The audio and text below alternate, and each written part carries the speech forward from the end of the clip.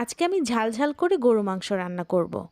আমি এখানে পেঁয়াজ দিয়েছি 2 কাপ, লবণ স্বাদ মতো এবং সরিষার তেল দিয়েছি প্রায় 2 কাপের মতো এবং গরম মশলা বাটা, হলুদ, মরিচ, জিরা বাটা, আদা বাটা, রসুন বাটা সব একসাথে দিয়ে ভালোভাবে মেখে নিচ্ছি।